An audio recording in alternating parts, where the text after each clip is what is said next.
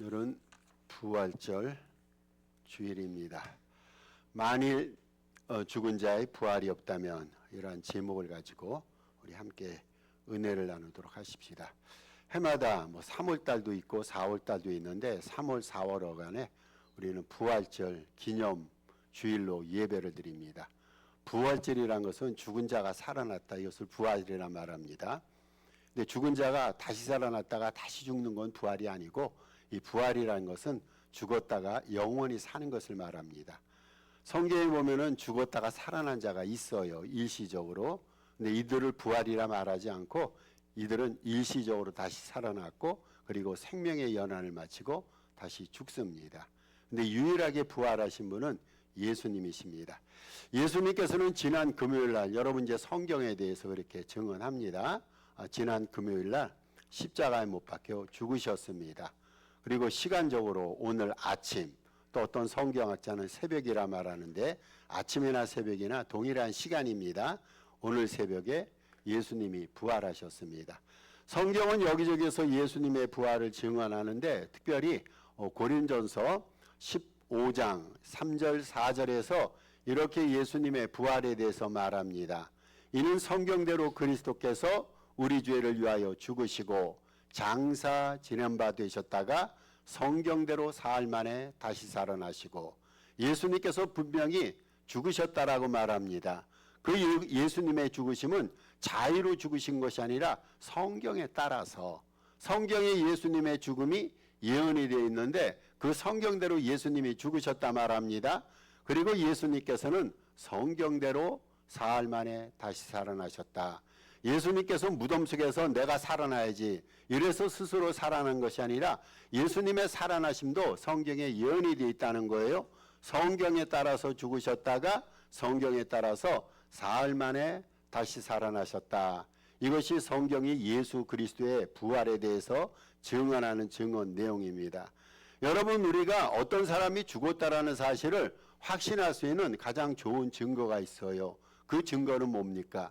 그 사람이 묻힌 묘지 혹은 무덤입니다. 무덤은 그 사람이 죽었다는 증거예요. 물론 요즘은 화장도 합니다만은 가장 죽음을 확인할 수 있는 좋은 증거가 있다면은 무덤, 묘지입니다.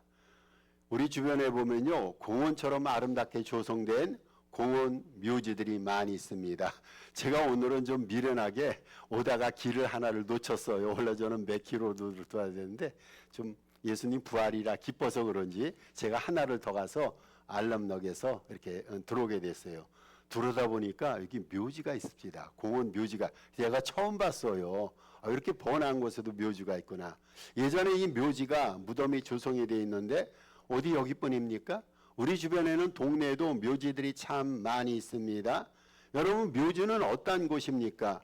죽은 자들을 묻는 곳이 묘지예요. 거기 산자가 거기서 살 이유도 없고 살 수도 없습니다. 죽은 자들은 묘지로 들어가고 무덤에 들어가는데 그것이 오늘날 공원식으로 잘 조성이 되어 있단 말이죠. 여러분, 예수님께서는요, 그런데 무덤이 없어요. 예수님이 무덤이 없습니다. 아니, 예수님께서는 무덤이 있을 이유도 없고 필요가 없어요. 왜냐하면요, 우리 주님께서 부활하셨기 때문에. 여러분, 예수님께서 죽으셨어요. 죽으셔서 잠깐 동안 무덤에 들어가셨는데 그 무덤도 자기 돈으로 산 무덤이 아니에요. 자기 묘지가 아니라 아리마대에 살고 있는 요셉이라는 사람으로부터 무덤을 잠깐 빌리셨어요. 예수님께서 무덤을 잠깐 빌리셨다가 3일 후에 반환하셨고 부활하셨습니다. 무덤이 더 이상 필요 없기 때문에 이제는 내가 이 무덤에 있을 필요가 없다, 이런 말씀을 성경에는 하시지 않았지만 예수님은 무덤을 반환하셨습니다. 우리가 몸담고 있는 기독교는요, 부활의 종교, 부활의 종교. 여러분, 우리의 종교는요, 무덤의 종교가 아니에요. 다른 종교는 무덤의 종교 아닙니까? 이슬람 세계 그 창시했던 마음에 무덤을 조성해놓고 성지처럼 꾸미고 있어요. 모든 종교의 창시자들은요, 시작이 있고 마지막이 있어서 마지막 때는 무덤에 들어가고 무덤을 찾아서 그 종교 창시자들을 기념하곤 합니다. 그런데 우리 기독교 종교는요, 기독교란 종교는 빈 무덤의 종교입니다. 즉 다시 말해서 그 부활의 종교입니다. 여러분, 악한 자가 기독교를 무너뜨리기를 원하는 악한 자가 기독교를 무너뜨릴 수 있는 아주 손쉬운 방법이 있어요. 정말 손쉬운 방법이 있습니다. 여러분, 그 방법 우리 다른 사람한테 알려주셔는 안 됩니다. 근데 기독교를 무너뜨리게 한 손쉬운 방법이 있는데 그 방법이 뭐냐면요, 예수님의 무덤을 찾아내기만 하면 됩니다. 예수님의 무덤을 찾아내서 무덤을 파헤쳐서 예수님의 뼈조각을 우리가 발견했다고 가정하십니다. 그런 일이 있을 수도 없어요. 여러분, 그렇다면요, 기독교의 근본이 하루아침에 허물어지게 됩니다. 예수님은 부활하셨는데 무덤을 찾았어요. 그 무덤을 파헤쳐서 예수님의 뼈조각 하나라도 찾아내기는 원한다면 교리를 공박하거나 예수 믿는 사람이 좋은 애 나쁜 애 얘기할 필요 없이 기독교가 하루에 무너질 수밖에 없습니다. 여러분, 그런데요, 성경에 보니까 예수님은 부활하셨다 얘기합니다. 그리고 예수님의 부활은 역사적인 실체가 됩니다. 성경은요, 예수님의 부활에 대해서 여러 번 증거하고 있어요. 400번 이상 예수님의 부활에 대해서 증거합니다. 예수님의 부활에 대해서 성경은 말하면서요, 예수님의 부활을 논쟁의 주제로 삼지 않아요. 예수님이 죽었니 살았느니 성경에 보면 이거 갖고 논쟁하지 않아요. 우리가 다른 거 갖고 막 논쟁하지 않습니까? 예, 중요하지도 않은 것 갖고 우리는 논쟁을 벌이고 이것 때문에 얼마나 시간과 마음을 많이 상하게 하고 소비합니까? 근데 성경은요, 예수님의 부활을 논쟁의 주제로 삼지 않아요. 학문적인 토론의 대상으로 부활을 설명하지 않아요. 성경은요, 아주 단순하게 얘기합니다. 예수님께서 죽으셨다더라. 여러분, 구약에 이렇게 얘기하지 않습니까? 구약에서는요, 예수님이 죽으시고 예수님께서 부활하실 것이다, 이렇게 예언을 합니다. 신약 성경은 뭡니까? 구약에서 죽을 거고 죽을 것이고 부활할 것이다 예언하셨던 예수님께서 부활하셨습니다 라고 말하는 것이 신약의 증거입니다. 기독교 복음의 핵심이 뭡니까? 여러분, 제가 설교하는 것은 복음을 설교합니다. 기독교 복음의 핵심은요, 예수 그리스도의 십자가 그분의 다시 살아나심이에요. 쉽게 표현하면요, 십자가 부활이 복음의 핵심이에요. 우리가 지금까지 전해 들었던 것은 예수님의 십자가고 예수님의 부활 아닙니까? 예수님의 제자들이 생명 걸고 전했던 설교의 주제가 있다면 십자가와 부활이었어요. 여러분, 그것 외에 예수님의 제자들이 다른 주제를 가지고 다른 내용을 갖고 설교한 내용이 있으면 저를 좀 보여주세요. 제가 그러면 지금까지 설교했던 내용을 고칠게요. 예수님의 제자들은요, 설교 주제가 딱 한 가지밖에 없었어요. 예수님은 우리를 위해서 십자가 달려 돌아가셨다더라. 우리 주님께서는 다시 죽음으로부터, 무덤으로부터 사흘 만에 살아나셨다더라. 이것이 예수님 제자들의 설교 핵심이고 설교 내용이 됩니다. 오늘 예수님께서 다시 살아나셨어요. 우리는 예수님의 부활을 함께 기념하며 기뻐합니다. 모든 기독자들은 십자가를 믿어서 죄 씻음을 받고 부활을 믿어서 영생에 이르게 됩니다. 오늘 부활절날 우리의 구원을 완성시켜 주신 생명의 주님, 부활의 주님을 함께 마음에 담고 주님 앞에 영광 돌리며 부활의 주님을 은혜 가운데 전하고 부활의 주님의 삶 속에 함께 동참해서 그분에게 영광 돌리는 복된 여러분 되시기를 주의 이름으로 부탁을 드립니다. 여러분, 오늘 본문에 보면요, 가정법을 사용합니다. 만일이라는 단어가 오늘 본문에 나옵니다. 만일 부활이 없다면 또는 다시 사는 것이 없다면 이러한 가정법 표현이 반복해서 나와요. 여러분, 문법 아시죠? 가정법 표현입니다. 영어로 표현하면 if라는 단어가 오늘 본문에 여러 차례 등장합니다. 왜 사도 바울이 가정법을 사용했을까요? 그 이유는 이렇습니다.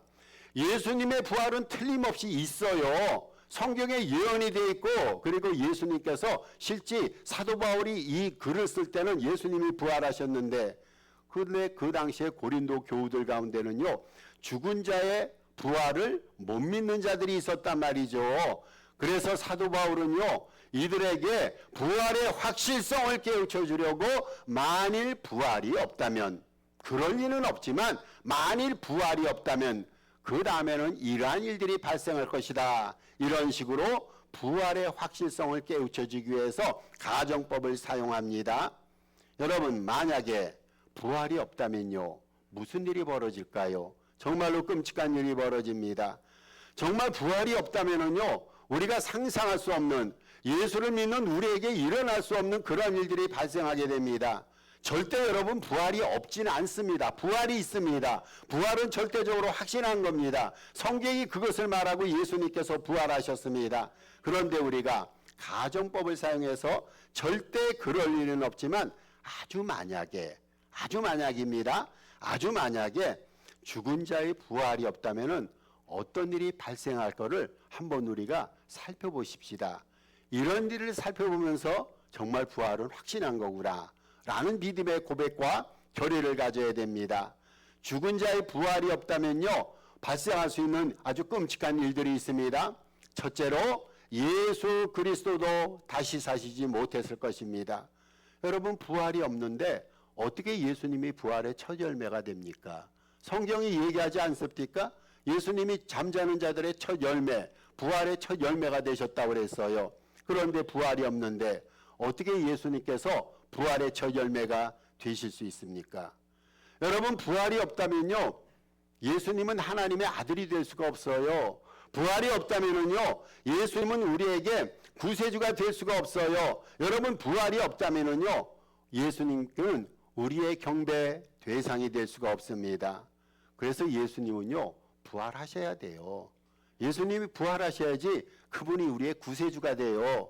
예수님이 부활하셔야지요, 예수님을 따라서 우리도 두 번째, 세 번째 부활의 열매가 가능해요. 부활이 반드시 있어야 되고, 그리고 반드시 확실적으로 일어났단 말이죠. 두 번째로 부활이 없으면요, 우리의 복음 전파가 헛것이 되고 맙니다. 여러분, 우리가 전하는 게 뭡니까? 예수님의 제자들이 전하는 게 뭐였습니까? 십자가 아니었어요? 예수님의 부활 아니었어요? 근데 죽은 자의 부활이 없다면은 저들이 지금까지 거짓을 전한 거예요. 헛것을 전한 거예요. 아무런 의미가 없어진단 말이죠. 여러분, 예수님의 부활이 없고 죽은 자의 부활이 없다면요, 제가 여러분에게 설교하는 설교가 무의미합니다. meaningless입니다. 헛된 것이 될 수밖에 없습니다. 세 번째로 죽은 자의 부활이 없으면요, 우리의 믿음도 헛것으로 전락합니다. 여러분, 우리에게 가장 중요한 게 믿음 아닙니까? 우리는 세상적인 거 다 갖다 버리고 내려놔도 믿음은 계속 유지해야 돼요. 우리는 믿음으로 하나님을 기쁘시게 하고 믿음으로 말미암아 의롭게 되고 의로움을 근거로 해서 구원을 받아요. 근데 우리가 믿는 주님이 죽은 주님이 아니잖아요. 우리는 살아 역사하시는 생명의 주님을 믿어요. 만약에 주님께서 살아계시지 않는다면요, 우리 믿음은 헛믿음이 되고 맙니다. 그래서 주님께서 부활하셔야 됩니다. 네 번째로, 주님의 부활이 없다면요, 우리는 거짓 증인이 되고 맙니다. 여러분, 부활이 없는데 우리 지금 사기치고 있잖아요. 일어나지 않았는데 우리는 일어난 것처럼 그렇게 꾸밉니다. 일어난 것처럼 꾸며서 사람들을 현혹하고 사람들을 선동질하는 사기꾼 되고 맙니다. 여러분뿐만 아니라 2000년 기독교 역사가 있지 않습니까? 2000년의 모든 기독교 역사는 거짓말의 역사가 되고 맙니다. 2000년 동안 기독교가 뭐라고 증언했습니까? 예수님의 부활을 증언하지 않았습니까? 살아 역사시는 생명의 주님을 지금까지 주장했잖아요. 근데 예수님께서 부활하지 않았다면요, 기독교는요, 온통 거짓 투성이, 허점 투성의 종교가 되고 맙니다. 또 한 가지, 예수 그리스도의 부활이 없고 죽은 자의 부활이 없다면요, 우리는 여전히 죄 중에 거하게 됩니다. 여러분, 예수님의 죽음은요, 인간의 죄과를 씻기 위한 죽음이에요. 그렇잖아요. 저의 죄를 씻기 위해서 예수님이 돌아가셨어요. 여러분의 죄를 위해서, 모든 인류의 죄를 위해서 예수님께서 십자가 달려 돌아가셨어요. 그리고 여러분, 예수님의 부활은 어떤 의미를 갖고 있습니까?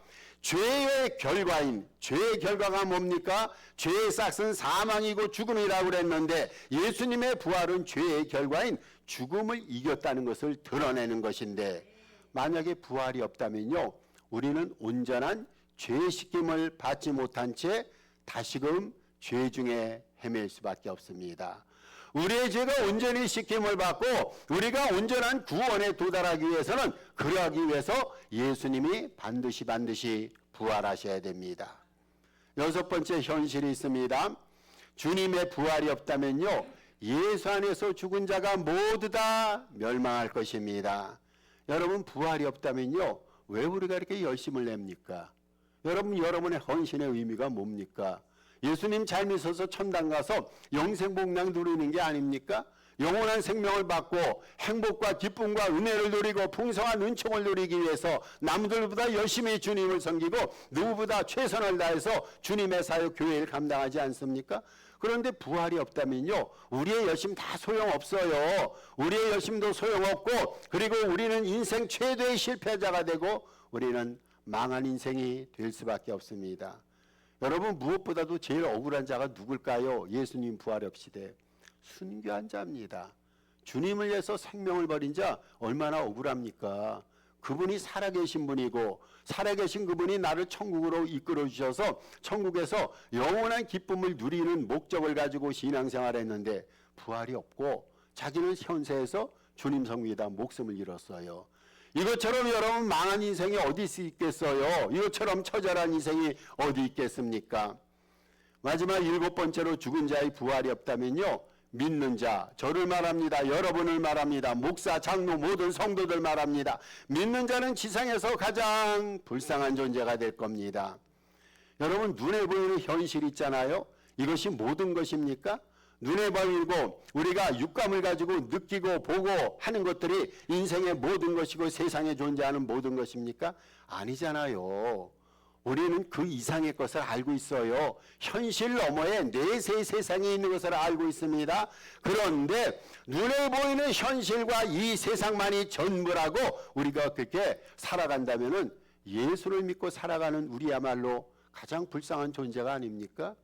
여러분, 이 세상만이 전부라면요, 왜 우리가 예수를 믿어야 돼요? 왜 성경에서 하지 말라는 거 하지 말아야 됩니까? 마음껏 살면 됩니다. 하루살이처럼 한평생 하고 싶은 거, 먹고 싶은 거, 즐기고 싶은 거 씻고 살다가 내 인생의 행복과 기쁨이라 생각하는 것을 구가다가 그렇게 죽으면 이게 지혜로운 인생이 아닙니까? 여러분, 이 세상만이 전부라면요, 정말로 예수 믿고 살아가는 우리들 이 세상에서 가장 불쌍한 존재일 것입니다. 부활의 세상 없이 현세뿐이라면 주님을 향한 사랑과 헌신과 봉사와 충성과 인내와 절제가 모두가 공허한 것에 그치고 말 것입니다. 사도 바울이 오늘 본문 말씀을 우리에게 교훈으로 주셨어요. 오늘 본문 말씀의 의미가 뭡니까? 오늘 본문 말씀의 의도는 한마디로 예수 그리스도의 부활이 없고 성도의 부활이 없다면 우리가 소유한 믿음과 우리가 섬기는 교회와 우리가 하나님 앞에 드리는 찬송과 경배의 예배와 우리가 전하는 복음과 피 흘리는 순교와 열심 다하는 헌신 등이 도무지 무가치하고 무의미하고 헛된 것에 불과하다는 것을 일깨워주며, 그래서 예수 그리스도 부활의 중요성을 일깨워주는 귀한 의미입니다. 로슈 메토르라는 사람이 있습니다. 이분이 이런 말을 했습니다. 예수 그리스도의 부활이 사실이 아니라면 기독교는 인류 역사상 최고의 사기극이다. 여러분, 기독교가 사기극이라는 거예요. 어떤 의미에서? 예수님의 부활이 없다면. 또 그는 이렇게 말합니다. 예수 그리스도의 부활이 사실이라면 그 부활을 알지 못하는 사람들에게는 최대의 비극이 될 것이다. 여러분, 누가 최고로 처참한 자입니까? 예수님의 부활은 있는데 그거를 못 믿는 자. 예수님의 부활이 없다면은요, 그것은 인류 모두가 다 처참한 삶이지만 예수 그리스도의 부활이 있음에도 불구하고 그것을 믿지 못하는 성도들이 있다면, 깨닫지 못하는 사람이 있다면 그에게 그것은 최고의 비극이 될 것이다 라고 말했어요. 그러면 예수 그리스도 부활의 의미가 무엇일까요? 두 가지 교훈을 드립니다. 첫째로, 부활은 예수께서 흠 없으시고 죄 없으신 분임을 증명해서 그를 구세주로 믿게 해줍니다. 여러분, 만약 예수님이 부활치 않았다면 예수님께서는 자신의 죄의 결과로 죽은 것이 됩니다. 그렇잖아요. 죄의 삭은 사망 아닙니까? 근데 예수님께서 인류의 죄를 구원해 준다고 돌아가셨어요. 근데 부활할 수 없었어요. 부활하시지 않았다면요, 여러분께 그 예수님께서는요, 스스로의 죄를 스스로가 짊어지고 죽었다는 죄인이라는 결론이 나옵니다. 여러분, 부활 없이는요, 그래서 예수님은 아까도 말씀드렸어요, 우리의 구세주가 되실 수 없습니다.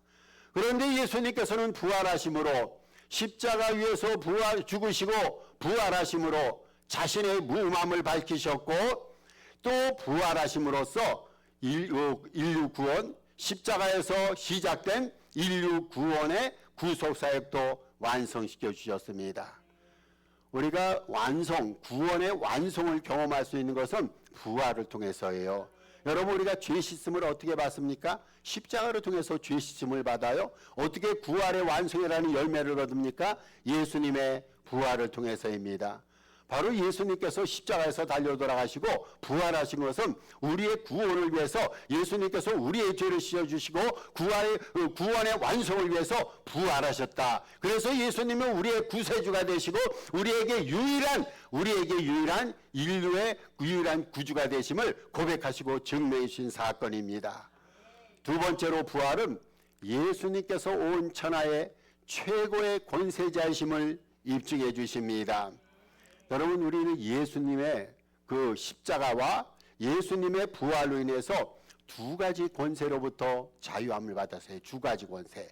이 두 가지 권세는요, 세상에서 가장 큰 권세입니다. 대통령과 왕이 지닌 권세보다 더 큰 권세예요. 세상의 절대 권력자가 지닌 권세보다 더 큰 권세가 있는데, 여러분, 두 가지 권세가 뭔지 아세요? 하나는 죄의 권세, 죄의 권세.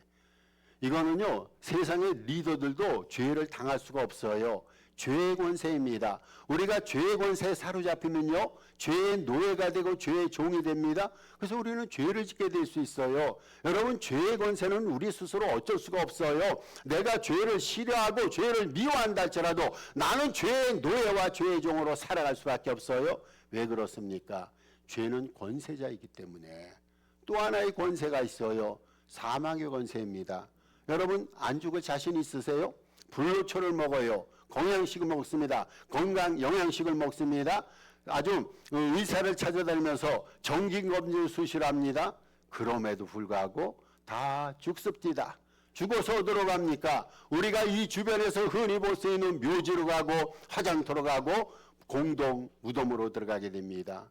여러분, 죽음의 권세 앞에서는요, 모든 자들이 하염없이 꺾이고 무너지고 납니다. 하나는 죄의 권세입니다. 하나는 죽음의 권세입니다. 이 두 권세로부터 자유함을 느낄 수 있다면 인생이 얼마나 행복하고 기쁠 거예요. 그런데 여러분에게 좋은 소식을 전합니다. 이 세계 우주 최강의 막강의 두 권세로부터 자유함을 누릴 수 있는 은혜가 우리에게 베풀어졌어요. 하나는 십자가입니다. 예수 그리스도의 십자가를 통해서 우리는 죄의 권세로부터 자유함을 받았어요. 더 이상 죄가 우리를 어쩔 수가 없어요. 여러분, 우리 십자가 있지 않습니까? 십자가의 믿음을 가지고 십자가 앞에서 우리의 죄를 고백하면 저는 미쁘고 의로사 모든 죄로부터 우리를 용서해 주실 것이다 얘기합니다. 여러분, 십자가를 통해서 우리는 모든 죄로부터 씻김을 받았어요. 더 이상 우리는 십자가를 믿는 한 죄의 노예가 아닙니다. 그런데 또 한 가지 문제가 있어요. 십자가를 통해서 죄의 권세로부터 자유함을 받았는데 그럼에도 우리는 죽습니다. 이 죽음의 권세를 또 해결해야 됩니다. 그런데 우리 주님께서 부활하심으로 죄의 권세로부터 우리에게 자유함을 주셨어요. 여러분, 저는 분명히 믿습니다. 앞으로 우리가 20년, 30년 대 세상을 떠나서 무덤에 들어간다 할지라도 예수 그리스도 재림의 그 날에 무덤으로부터 다시 살아나서 영생 복락을 누리고 영원히 썩지 않을 성체 육체를 입으시고 하늘나라의 영원한 시민이 될 것을 확신하고 믿습니다. 여러분, 죄의 권세로부터 우리는 십자가를 통해서 구원을 받았어요. 자유함을 받았어요. 죽음의 권세로부터 예수 그리스도의 부활에 인해서 우리는 자유함을 받습니다. 온 인류의 권세자가 오직 주님이 되십니다. 그래서 빌립보서 2장 10절에서 사도 바울이 이렇게 말합니다. 하늘에 있는 자들과 땅에 있는 자들과 땅 아래에 있는 자들로 모든 무릎을 예수의 무릎에 꿇게 하시고. 대단한 성경 기절이에요. 여러분, 예수님의 무릎 앞에 모든 권세들이 무릎을 꿇는다 그랬어요. 거기에는 죄의 권세도 있어요. 거기에는 사망의 권세가 있습니다. 감사하지 않습니까? 예수님의 부활로 우리는 죄의 권세와 사망의 권세를 동시에 이기고 하나님의 영광 가운데 은혜의 삶을 누리게 됐습니다. 오늘 예수 그리스도께서 다시 살아나셨습니다. 예수님은 생명의 주님으로 영원히 우리 안에 거하실 것입니다. 지금 우리 삶 속에 생명의 주님께서 동행해 계십니다. 살아계신 예수님께서 우리의 기도를 듣고 계십니다. 살아계신 예수님께서 우리에게 대해 응답하십니다. 우리 교회와 주의 일의 모든 일들에 주님께서 은혜와 열매를 풍성해 주실 것입니다. 여러분, 주님께서 우리와 함께 하시는 한 믿음과 수고와 섬김은 정녕 헛되지 아니합니다. 예수님의 부활은요, 생명의 능력과 믿음의 확신과 견고한 소망을 심어주는 인류 최고의 기쁨이요 행복인 줄로 믿습니다. 십자가의 믿음, 부활의 믿음을 가지고 주변을 감화시키고 하늘나라를 삶의 자리에 복되게 세워가는 일에도 열성 다하는 여러분 되시기를 주님의 이름으로 축복합니다. 오늘 주신 말씀 생각하시고 또 4월 중에 기도 제목이 있습니다.